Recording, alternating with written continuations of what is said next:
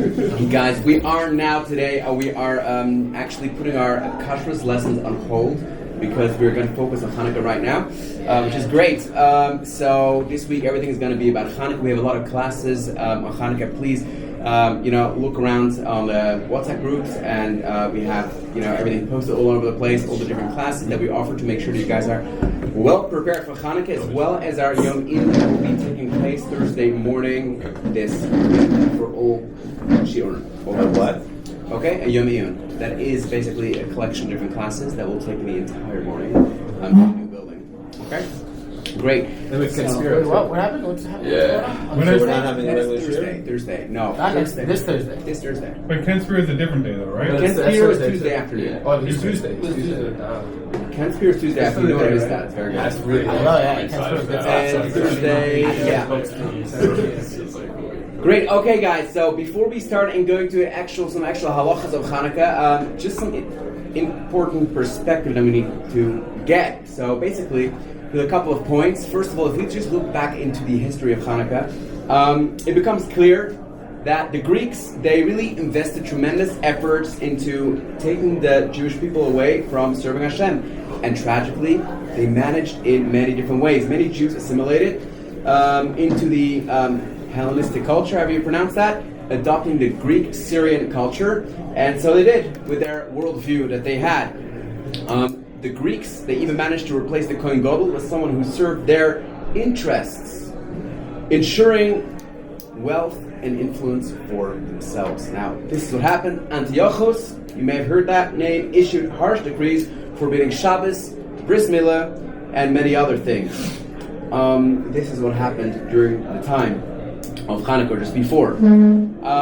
When the Maccabees finally recaptured the Beis HaMikdash in year 3622. When that happens, they immediately began clearing it of Avodah Zarah idols and the entire Beis HaMikdash and everything else. As they prepared to light the menorah, the famous thing that we all know about Hanukkah is that they searched desperately for pure olive oil that would have the stamp of the Kohen Gadol on it, of the highly priest, and they found only one small bottle of olive oil that remained untouched. So that itself obviously was a huge miracle, that in the middle of all that impurity of all the Greeks that were there, that one bottle of oil was found. But what is more important and more interesting is if we take a look at the different sources that describe why we celebrate Hanukkah, we see something very interesting. I'm going to go through some different sources, and I'll start with probably the main source, and that's our Gemara. The Gemara in Masechet Shabbos. Maybe some of you guys in the morning are learning Shabbos already. So the Gemara, along with Aleph from the base, asks a question. My Hanukkah. Now, my in Aramaic literally asks like what? What? It literally means what? So a great elementary question. Whenever we begin with a new topic, we ask, so what is it? What is Hanukkah? But maybe a better translation is, why Hanukkah? Why do we celebrate Hanukkah? So the Gemara says, the way the Gemara explains, that as the Maccabees came into the Beis HaMikdash, they found that bottle of oil that was untouched, and there was enough oil only for one day. It was one bottle that would only light the menorah in the Beis HaMikdash for one day. And the miracle was that it basically was lit for the entire time. Why did they need it to be lit for 8 days? Huh? Why did they need it at that point to be lit for 8 days? Why wasn't it 1 day? Why did it at that point, the first time, they need to light it every day? That's how long it took They till need they it, get more. yeah. to get Yeah, to they- every Was they- there a mitzvah for lighting it every day? Every day in the So Beis must HaMikdash we light the candles. Even every day. still, then why is there? If they didn't light it every day, but it was lit every day, how is that a mitzvah? How is that a mitzvah? How is it a mitzvah? Like if the mitzvah is lighting it. Oh, you're asking You're asking the mitzvah is the action of lighting and not the having it lit. Yeah. So who says that was the mitzvah? Maybe the mitzvah was that the menorah should be lit. Is that the mitzvah? Let's address that. This is first Beis HaMikdash time? This is first- second. No, I'm saying That's second base. This is second. After after the second one? This Gemara is written after the second one. Not Gemara. The story of The Hanukkah. story of Hanukkah happened during the time of the second Beis HaMikdash. That's the one that they destroyed. Yeah. Okay. Okay? The Greeks didn't destroy it. Yeah, that's where the whole story happened. Yeah. In any case, so What happened is the mitzvah is indeed to light the menorah every day. The Beis Hamikdash, part of the service they would do, and that's what they wanted to do. They wanted to light the menorah. Now the problem is that they only had enough oil for one day, and it would take them a significant amount of time to get new oil. Different reasons why. One reason explained is because the place where they would typically get their olive oil from was far away, and it would take them basically a week to get it back and forth. Another explanation is because the people were themselves impure, and they had to be pure. They had to be pure to be able to create the olive oil, and it would take a week until they would fully be pure. There's different explanations for that. Either way, they only found one bottle of olive oil, and that's what they lit. Okay, so the Gemara describes that was the tremendous miracle that happened, an incredible miracle. This is probably the miracle that we are obviously familiar with. But then if we look at some other sources, we look at, for example, the Al Hanisim prayer, and we're actually still going to go through that as we will go through the halachas of Hanukkah. But in the Shemona Esrei that we pray 3 times a day, there is a paragraph that we insert over Hanukkah. Okay, and by the way, if you forget that paragraph, you don't need to re-say your Shemona Esrei. But it's important to remember it as you go along. Over there, what does it say? And the Al Hanisim focuses on something very different. The Al Hanisim focuses on the fact, Al Hanisim, the miracles. We thank Hashem for the miracles. Which miracles? The fact that we had the strong were given into the hands of the weak. The fact that many, Rabim Biyad Ma'atim, that many were into the hands of just a few. And the fact that we had Tumei Biyad Tahirim, the impure, into the hands of the pure. And it basically highlights the war that happened between the Jewish people and the Greeks. And it highlights the military victory, which obviously was a wonderful thing that happened at the time. But it's so fascinating that we see the contrast between the Gemara and the Al Hanisim prayer. That the Al Hanisim prayer highlights the military victory. In fact, there is no mention at all of this miracle of olive oil. It doesn't actually speak about it. Further, we have some more sources. The book of the Maccabees. You may have heard of that. Does not say anything about the lights either. Don't have the text here, but it doesn't highlight anything about the lights. It speaks about the battle, the military battle, and the victory. One more source, I'm sure you guys heard of, Josephus. And he says the following, just reading this in the way they have it translated. Now, Judah celebrated the festival of the restoration of the sacrifices of the temple for 8 days. That's how they celebrated it. And omitted no sort of pleasures thereon. But he feasted them upon very rich and splendid sacrifices. And he honored God, and delighted them by whatever it is, songs and whatever, I can't even pronounce those words, psalms, that's what I do know. They were so very glad at the revival of their customs, this is the description of what happened then, when after a long time of intermission, they unexpectedly had regained the freedom of their worship, that they made it a law for their entire nation that they should keep a festival on account of the restoration of their temple worship for 8 days. Clearly highlighting also the fact that Hanukkah was just because the restoration of the Beis Hamikdash. And from that time to this, we celebrate this festival and call it lights. He says we call it lights, the festival of lights. And he says, and this is fascinating, I suppose the reason was because this liberty was beyond our hopes, because this liberty beyond our hopes appeared to us, and that was the name given to that festival, because it was obviously beyond our hopes. Lights. That's why we call it lights. Fascinating. He basically says that he doesn't even know why it's called lights. Why is Hanukkah called lights? If I would ask you, what has Hanukkah to do with lights, you'll tell me, obviously, well, that's what we do every day, right? We light the candles because of the oil. And he's saying, he doesn't even really clearly know why. He says, I suppose the reason why they call it lights is because it's beyond our hopes, what happened. But it basically highlights, again, the military victory. So basically what we see is, going through 4 different sources, that 3 out of 4 sources are all highlighting the military victory. And there's one source, which is the Gemara. And that is the only source that actually speaks about this miracle of the oil. This source of the Gemara comes from what we call a brisa. A brisa. What is a brisa? A brisa is one of the ancient texts written at the same time as the Mishnah, but they haven't been verified and checked as much as the Mishnah. You may know about that. But ancient sources like the brisa are always held as, unless proven wrong, they have the same legitimacy as a Mishnah, basically. This brisa comes from a collection called Megillas Tanis. What does Tanis mean? Fast. So what is Megillas Tanis? Megillas Tanis is a collection of writings that have all different festivals throughout the year. So why do we call it Tanis if it's talking about all festivals? Because these are the dates in which a person is not supposed to have a fast. We have different halachas. When is a person allowed to fast? When is a person not allowed to fast? On certain festivals, a person is not allowed to have a fast. So therefore they call it Megillas Tanis. This is the collection of all different festivals of the year. Now, it happens to be that the Gemara discusses in Rosh Hashanah that only 2 of those festivals are still relevant nowadays. The other festivals that were mentioned in Megillas Tanis, random dates and things that happened throughout the times of the Beis HaMikdash, we don't even celebrate, things you may have never heard of. But Hanukah and Purim we do. Hanukah and Purim are the only things mentioned in Megillas Tanis, and those we still celebrate. Fascinating. So just to put this all together and get a good perspective on why 3 out of 4 sources highlight only the idea of the military victory, and why the Gemara, our Halakha Gemara, writes only about the miracle of the oil.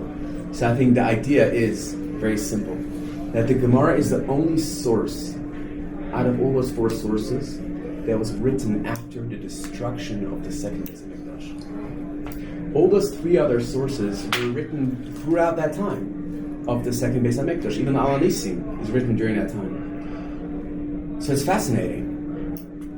It seems to be that the Gemara over here wants to teach us something else. It's that it may be true that there were 2 different elements in the miracle, or 2 different miracles that happened throughout that time. There was a military victory, but there was also a victory of lights. Says the Gemara, the reason why nowadays we should celebrate Hanukkah may not be because of the military victory, but it's because of the miracle of lights. The miracle of lights, the fact that we found 1 cruse of oil in the middle of Tuna, that should be the reason why we like Hanukkah, and why we celebrate Hanukkah for the rest of all future generations, and why we have it now. And that's why the Gemara is highlighting 1 miracle, whereas all other sources are speaking about the military victory. That was the victory at those times. And perhaps I'd like to just explain that a little bit, we can understand it. Now, we all celebrate, you guys know what the 4th of July is. That's an amazing day for Americans, right? If Canada would get into America and would take over America, we probably would not celebrate the 4th of July anymore. I mean, probably not.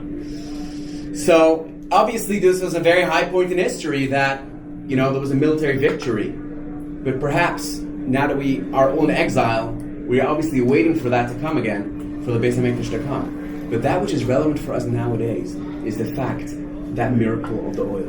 And that is teaching us a much deeper message. And that is teaching us the following, is that the oil that was found, I'm telling you, in the deepest times and the darkest time at those times of history, the Jews were at the lowest point of what we call being impure. At that point, there was still 1 bottle of olive oil found.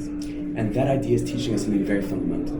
The idea of that is that now specifically, that we are lighting candles, we're lighting the menorah, we're lighting it up in darkness. We're living in certain ways in a very dark society. That's what we do.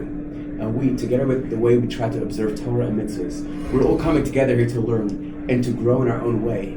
We're trying to get closer to spirituality. We're trying to light that up as well. And it's teaching us that, however far a person may have gotten or may have drifted, or however far a person may be of Judaism, but however dark things may be, there's always going to be that 1 bottle of olive oil. Whatever happens, that spark can never be extinguished at all. And that is what Hanukkah is showing us, that however deep the Jewish nation had fallen at that time, but 1 bottle of olive oil was completely remained pure.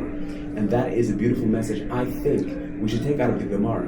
My Hanukkah, not just what is Hanukkah, but why do we celebrate Hanukkah? We have to understand and appreciate that nowadays, living in this society, and we over here, all in this room together, and so many other Jews around the world, we're trying to practice Judaism. How many Jews are so far away how far away have we may have been ourselves and come closer now, and how much closer do we want to get?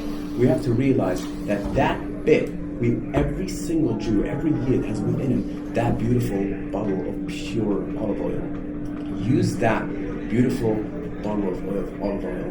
Now, next week we have Hanukkah coming up.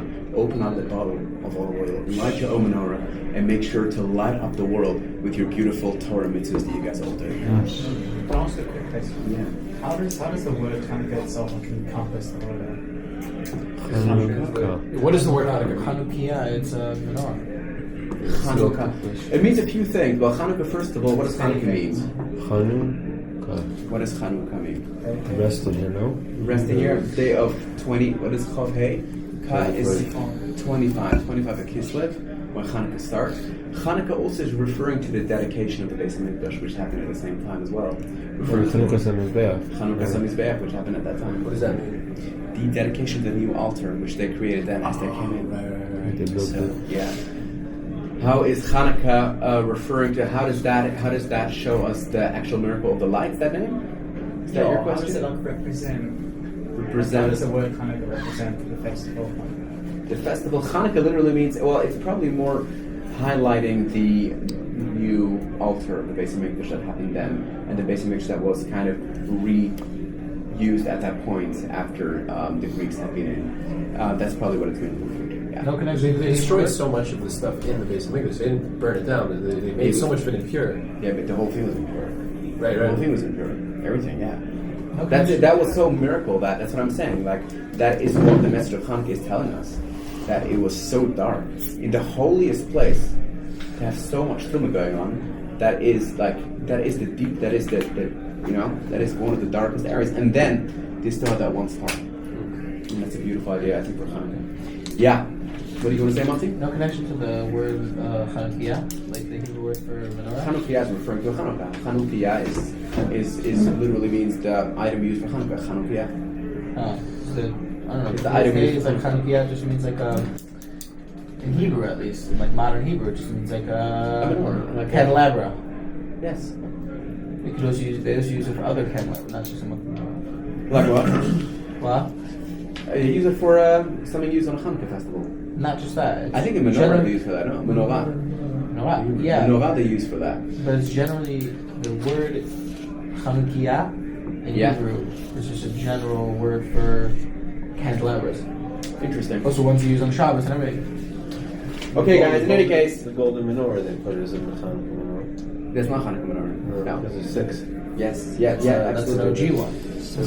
Okay, guys. Let's start with some halachas, and we'll have to continue tomorrow afterwards. Who is obligated to light the Hanukkah candles? Who? Everybody. Everybody. What does that mean? Everybody? Men And women. and women. Really? Yes, women. Although No. It's a time. it is a time-bound mitzvah, Yeah. and we know that women are exempt of time-bound mitzvahs. But not always. Shabbat, candle lady. Oh, great question, Zadi. Go for it. Excellent. So they're exempt of time-bound mitzvahs unless the verse teaches us otherwise, specifically that they are also obligated. Unless there's another reason why they should be obligated. Now, we have Shomer B'Zachar. These are verses regarding Shabbos telling us that ladies are also obligated in Shabbos in time-bound mitzvahs like Shabbos candles. Great. Now over here, there's also a specific reason why ladies are included, and that is because Afhein, them too, Hayu Ba'oso Hanes. They were also in that miracle. It wasn't just a miracle that was for the guys. It was a miracle for the ladies. In fact, if you look at the history of Hanukkah, pardon? We don't do that these days. The reason why not is because the ladies are generally, a married woman is generally included in her husband's lighting. A daughter, a girl who is like living at home is also part of her father's lighting. She can be part of it. But if, for example, a woman is not married, she lives alone, or a student is a girl in seminary has to light menorah. According to Sephardi custom, may be a little bit different here for ladies, but Also, you're exempt until bar mitzvah age. sorry. You're also, as a man, you're also exempt until bar mitzvah age. So every person, yes, any mitzvah is not any mitzvah is not obligated for a man or a woman until bar and bat mitzvah age. But we do kind of want them to do that mitzvah from the age of chinuch, the age of typical education, which is different opinions. Some say 9, some say 6. And pardon. And when they can speak, like, they can understand it. They can understand it. In any case, like, yeah, whatever. I'm Any saying the mitzvah, every kids. single mitzvah in the world? It depends on the mitzvah. It depends on their ability There are to do the some mitzvah. that they do have to Yes. do. So therefore, like we have a 4-year-old, a 3-year-old puts on tzitzis, for example. It depends on according to different ages. Every mitzvah depends on the ability that a child has to do that mitzvah. So certain mitzvahs can be done by a young child, certain mitzvahs cannot be done by a young child. But in any case, I'm sure in many houses, little kids also like lighting a menorah. It's a whole experience, so they do that anyway. Great. Still have girls like. I think. Sorry? I've been to some houses that like the girls also like. It doesn't hurt. The little girls, what? No, the girls. They Doesn't hurt. can if they want to. It doesn't hurt. They can, yeah. They can do that. In any case, I don't want you guys to be late for the Rosh Hashanah class, which is happening now. So, we will continue tomorrow.